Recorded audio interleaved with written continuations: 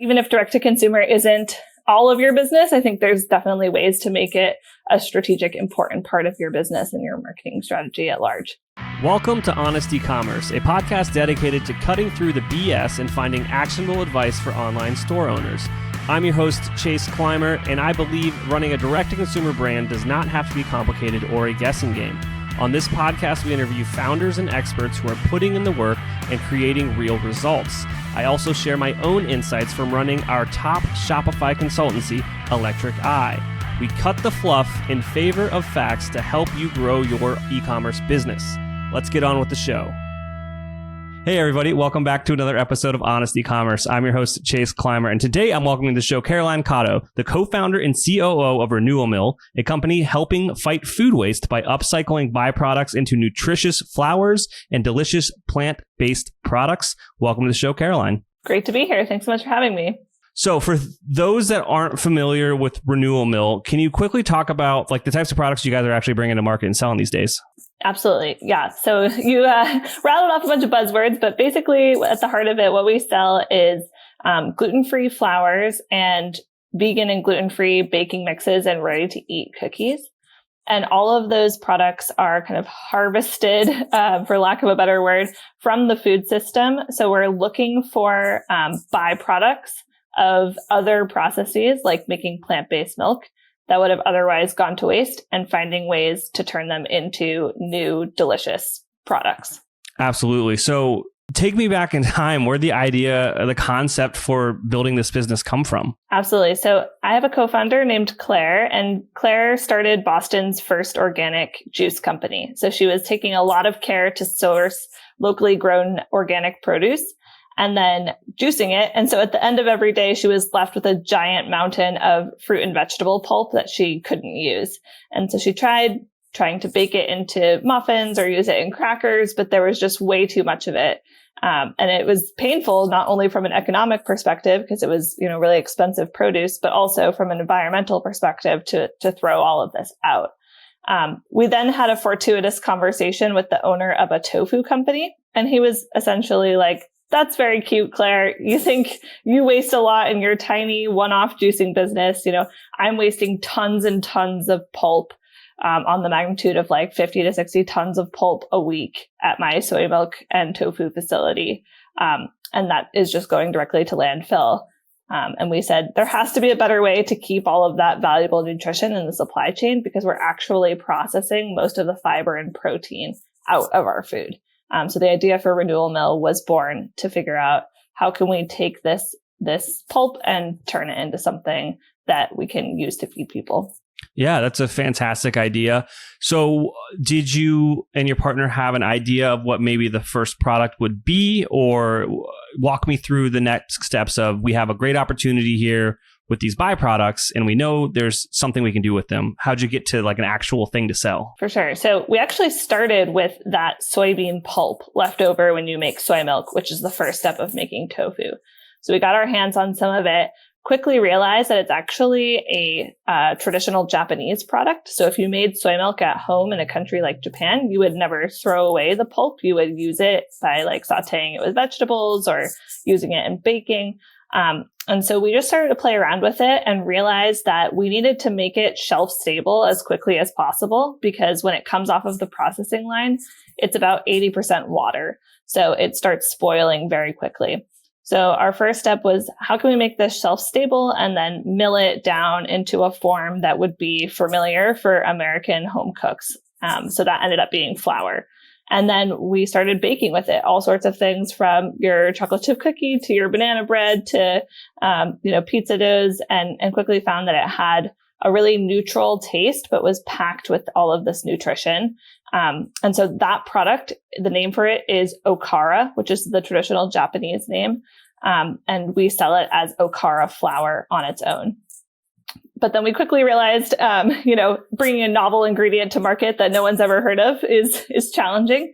So we needed familiar vehicles to introduce this novel ingredient. And that's when we launched our ready-to-eat cookies that feature the Okara flour, as well as our baking mixes, which are super easy to use. So just add oil and just add water.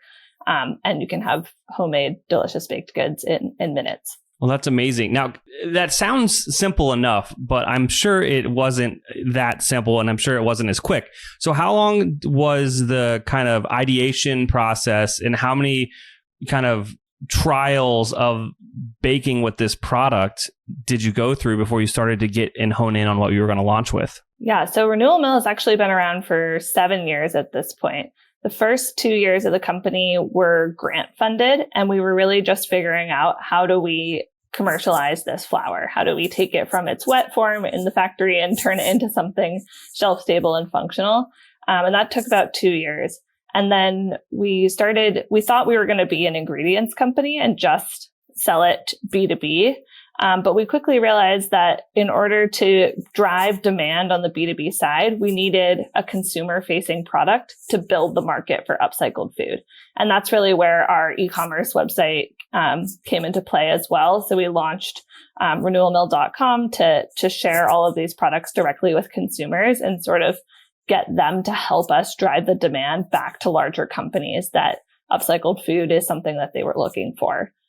So it's been a labor of love. I think, we really spent the last 5 years not only building our business, but helping create the Upcycled Food Association, which is the only trade association for upcycled food businesses. And under that, launch a certification for upcycled food to help drive awareness and trial. And then really just figuring out creative ways to get these products into people's hands so that they could become brand evangelists for us through like limited time offerings on our website and things like that. Amazing. You guys are doing so much good work over there. Now, talk me through the go-to-market strategy, and maybe we work through them individually, because you've got the business-to-business side, and then you've got the business-to-customer side. So the original model was to be an ingredients company that's traditional B2B sales. So when you're launching a business like this, what was kind of your go-to-market strategy and your tactic to try to get those wholesale accounts? Yeah, I think especially before the pandemic, on-site sales was really important for us, because we quickly found if we sent this unknown ingredient to like the R&D department of some large company, they would just put it on their shelf and say like, thanks, and never actually use it. So we had to like be really strategic about going to them and bringing them products made with our ingredients to show them how easy it would be to use this ingredient. But we also found that the average sales cycle of ingredients in our space was about 3 to 5 years. And so we were like, we need some way to generate revenue in the short term, which is really where the B2C side of the business popped up, in order to kind of have the time and the bandwidth and the funding to work on some of these like larger fish accounts on the ingredient side, because it's just a much slower cycle. There's a lot of stakeholders who need to give their approval when you're working with larger companies that are sourcing new ingredients for the first time. Hey there, merchant. Are you tired of trying to navigate the wild world of e-commerce on your own? Are you looking for a partner to help you achieve your goals? Look no further than the Shopify Plus agency, Electric Eye. Our team has a proven track record of helping our clients make millions with strategic design and development. Whether you're migrating from a legacy platform to Shopify, designing a new theme for your store, or just looking to optimize what you already have, Electric Eye is the perfect partner for you. Electric Eye are true Shopify experts. Not only is our Shopify knowledge unparalleled, but we have partnerships with all the best tech in the Shopify ecosystem. And don't worry, we're easy to get a hold of. Our clients rave about our fast communication. So here's the deal. If you're an e-commerce business doing over $1 million a year, you can receive a complimentary Shopify diagnostic from our team of experts. That's free, personalized, strategic recommendations to improve your store and grow your business. To get started, head on over to electriceye.io/connect to schedule an intro call with one of our experts. That's electriceye.io/connect. If you don't know what that sound is, you might be listening to the wrong podcast. That is the sound of another sale on your Shopify store. That's right, folks. We've finally made it. Shopify is a sponsor of today's episode of Honest E-Commerce, and I'm here today to talk about Shopify's point of sale solution. Shopify Point of Sale is your command center for your retail store. From accepting payments to managing inventory, Shopify has everything you need to sell in person. With Shopify, you get a powerhouse selling partner that effortlessly unites your in-person and online sales into one source of truth. track every sale across your business in one place, and know exactly what's in stock. This has been a huge issue for clients of our agency in the past. You need your inventory to be synced in real time, and Shopify POS does just that. Connect with customers in-store and online. Shopify helps you drive store traffic with plug-and-play tools built for marketing campaigns from TikTok to Instagram and beyond. You can get hardware that fits your business, take payments by smartphone, transform your tablet into a point-of-sale system, or use Shopify's POS Go mobile device for a battle-tested solution. Plus, Shopify's award-winning help is there to support your success at every step along the way. Do retail right with Shopify. Sign up for a $1 per month trial at shopify.com/honest. All lowercase. Go to shopify.com/honest, HONEST, to take your retail business to the next level today. Shopify.com/honest. All right, I want you to picture this. You're an e-commerce merchant juggling multiple platforms to manage your email marketing, SMS campaigns, and product reviews. It's a time-consuming and costly ordeal. But with SendLane, those days of chaos are long gone. SendLane brings together the power of email, SMS, and reviews all in one convenient place. So you can say goodbye to the hassle of separate tools and hello to simplified operations, increased efficiency, unified customer experience, and huge savings. And I haven't even gotten to the best part. With the all-new free SendLane reviews, you can leverage social proof to build trust and credibility with potential customers. Let me say that again, free product reviews. With SendLane, you pay for email and SMS, and you get reviews for free. SendLane understands that customer feedback is essential for the success of any e-commerce business. That's why they've made it an integral part of their platform without any additional cost to you. By unifying these key components of your tech stack, SendLane helps you save time and money, all while generating more revenue. Don't let your e-commerce tech stack hold you back. Embrace the unifying force of SendLane and take your business to new heights. Sign up today and experience the power of streamlined operations, increased efficiency, and revenue growth.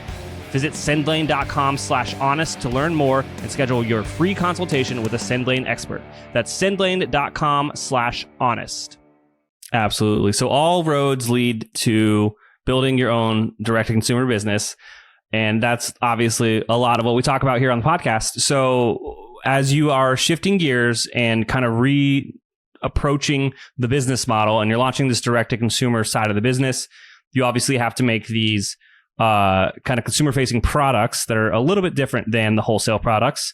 And then you have to get eyeballs on them, right? And I think that's one of the hardest things that a lot of our listeners do is how did you drive those eyeballs? For sure. Yeah, we had a lot of barriers up against us. Like first, this unknown ingredient. Second, what is upcycled food? Why should I care?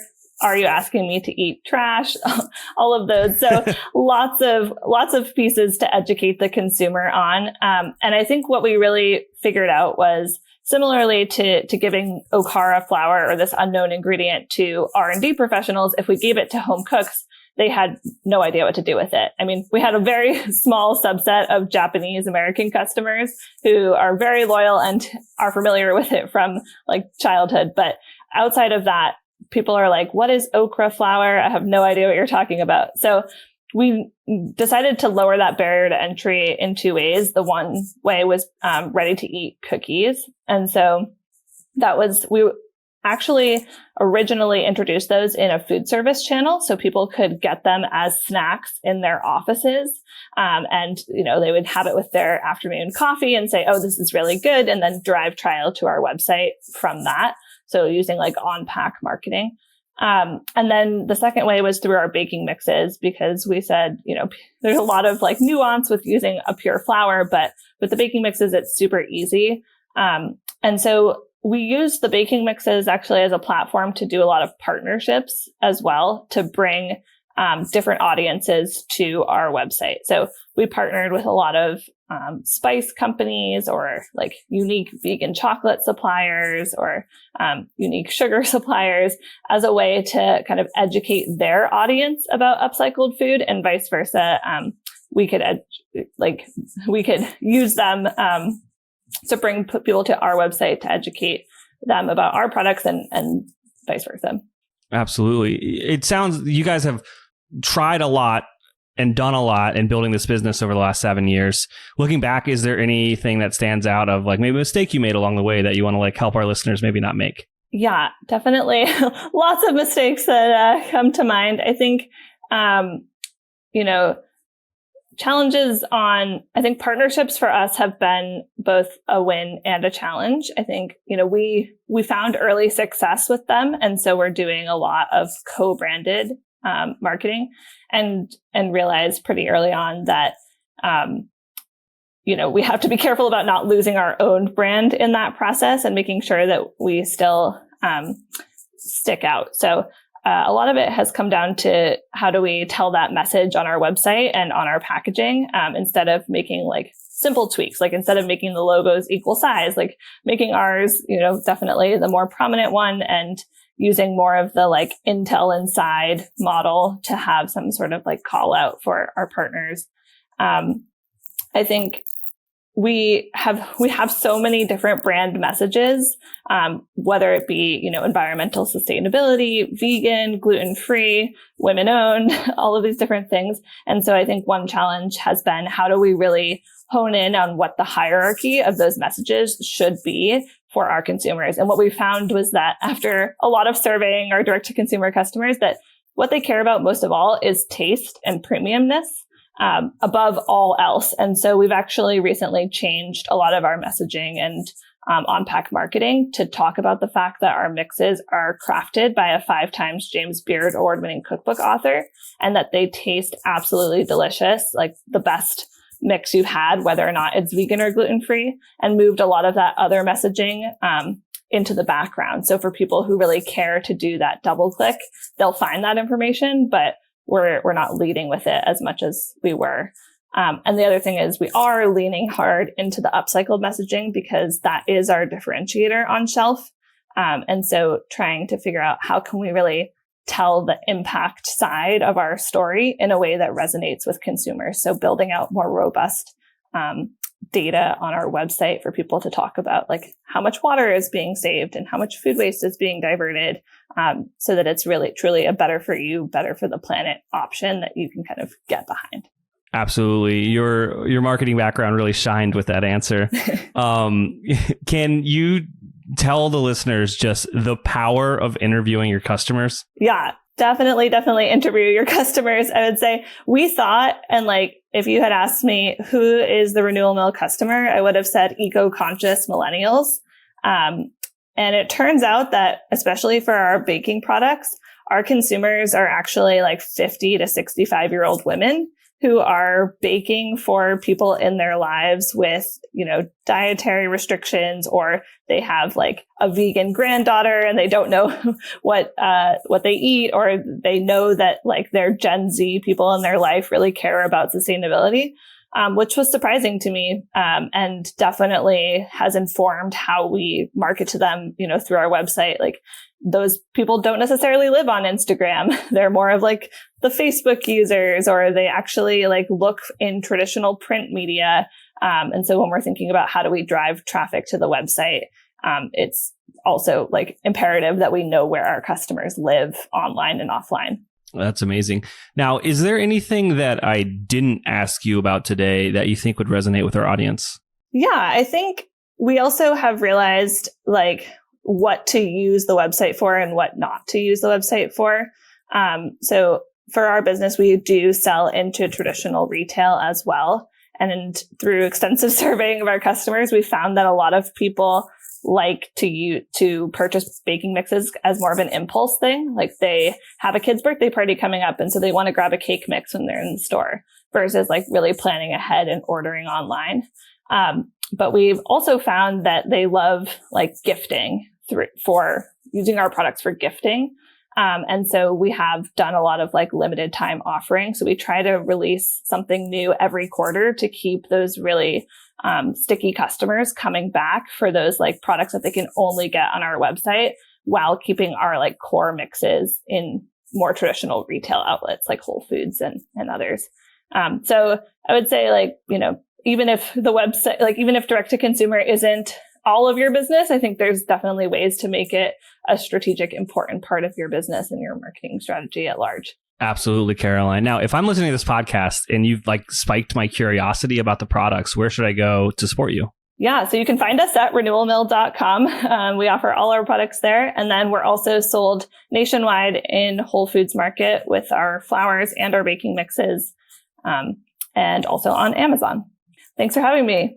We can't thank our guests enough for coming on the show and sharing their knowledge and journey with us. We've got a lot to think about and potentially add into our own businesses. You can find all the links in the show notes. You can subscribe to the newsletter at honestecommerce.co to get each episode delivered right into your inbox. If you're enjoying this content, consider leaving a review on iTunes. That really helps us out. Lastly, if you're a store owner looking for an amazing partner to help you get your Shopify store to the next level, reach out to Electric Eye at electriceye.io/connect. Until next time.